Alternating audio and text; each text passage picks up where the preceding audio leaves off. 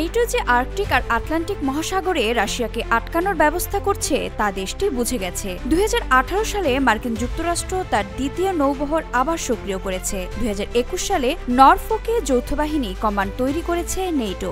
দুটোই রাশিয়ার চোখে ইচ্ছাকৃত উস্কানি। তার উপর ফিনল্যান্ড এবং সুইডেন নেটো জোটের নাম লিখিয়েছে, ফলে বাল্টিক সাগর নেটো ঘিরে ফেলেছে বলা যায়। এভাবেই রাশিয়ার উত্তর পশ্চিম প্রান্তের চারপাশে পশ্চিমা জোট তাদের কৌশলগত অবস্থান শক্ত করেছে। এই অবস্থায় নিজেদের শক্তি জানান দেওয়া রাশিয়ার জন্য জরুরি হয়ে পড়েছে। দেশটি সবসময় সরাসরি সংঘাতের বদলে নিজেদের কৌশলগত পয়েন্টগুলো শক্তিশালী করতে চেষ্টা করে। তাই ব্যারেন্টিস সাগরের ঠান্ডা জনহীন উপকূলে প্রতিরক্ষা ক্ষেপণাস্ত্র লঞ্চার স্থাপন করেছে দেশটি। মাত্র শেষ হওয়া নৌমহড়া জুলাই স্টর্মের উদ্বোধনে রাশিয়ার এমন নাটকীয় পদক্ষেপ পশ্চিমা নেটো জোটের সামনে নতুন চ্যালেঞ্জ হয়ে উঠল।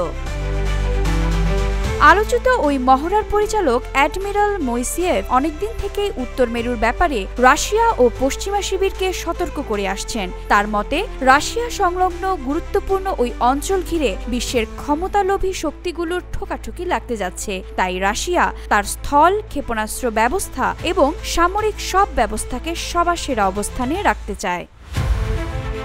ব্যারেন্টস সাগর কেন রাশিয়ার কাছে গুরুত্বপূর্ণ? আর্কটিক মহাসাগরের এক প্রান্তের ওই সাগরটির তীরে নরওয়ে এবং রাশিয়ার উত্তরাঞ্চল রয়েছে। সাগরটি আর্কটিকের একটি কৌশলগত প্রবেশপথ হিসেবে কাজ করে। তাই যুদ্ধজাহাজ আর কৌশলগত পারমাণবিক ক্ষেপণাস্ত্রবাহী সাবমেরিন ব্যবহার করে টহল দেওয়ার জন্য স্থানটি রাশিয়ার কাছে গুরুত্বপূর্ণ কেন্দ্র। বান্ডেল থাকলে প্রতি সেনমানিতে টাকা বাঁচবে। বিকাশ সেনমানি বান্ডেল কিনে জিতুন প্রতি লেনদেনে।